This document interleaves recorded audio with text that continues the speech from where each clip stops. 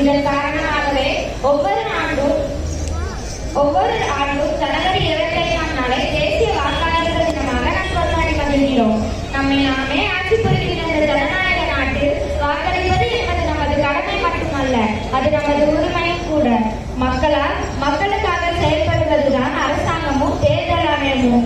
ஆனால் தூர நின்று வேடிக்கை பார்த்துவிட்டு அரசாங்கத்தை குறை மட்டும் சொல்லாமல் நமது ஜனநாயகத்தை சீர்படுத்த நாமே களமறிய வேண்டிய காலம் வந்துவிட்டது. மக்களாட்சி என்னும் மிகப்பெரிய பொறியில் வைக்கப்பட்டிருக்கும் பணம் என்னும் தூண்டி தேங்காயை பார்த்து நாம் ஏமாந்துவிடக் கூடாது. நமது சொத்துரிமையை எப்படி விட்டுக் கொடுக்க மாட்டோமோ அதே போல நம்ம வாக்குரிமையை நாம் விட்டுக் கொடுக்க கூடாது. தமிழகத்தில் தேர்தல் என்பது புதிய விஷயம் அல்ல. இது 1500 ஆண்டுகால பழமையான ஒரு வரலாறு. பராந்து சோழர் காலத்திலேயே குழுவலை முறை மூலம் தேர்தல் சிறப்பாக நடைபெற்றிருக்கிறது. 18 வயது நிரம்பிய ஒவ்வொரு குடிமகனும் தவறாமல் வாக்களிக்க செல்ல வேண்டும். 18 வயது பூர்த்தி அடைந்திருந்தால் மட்டும் போதாது, வாக்காளர் பட்டியலில் உங்கள் பெயர் இடம்பெற்றுள்ளதா என்பதை சரிபார்த்துக் கொள்ள வேண்டும்.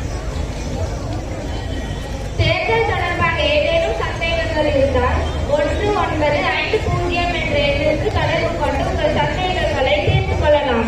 என் வாக்கு என் உரிமை. உங்களின் ஒரு ஓட்டு நாளைய சரித்திரத்தையே மாற்றலாம். ஒருங்குரிமை, உரிமை, கடமை, பெருமை. கடமையை செய்வோம். ஒற்றை விரல் நீளமையை கொண்டு ஜனநாயகத்தை வலுப்படுத்துவோம். திகட்டான இலவச திணறடிக்கும் தேர்தலிலே பகட்டான பணம் கண்டு பணிந்து போகும் பாமரனே, உனக்கான உரிமை வேண்டி உத்வேகத்துடன் ஓட்டடி. 23/4/2026 வியாழக்கிழமை 100% தவறாமல் வாக்களிப்போம். வாய்ப்பிற்கு நன்றி கூறி விடைபெறுகிறேன்.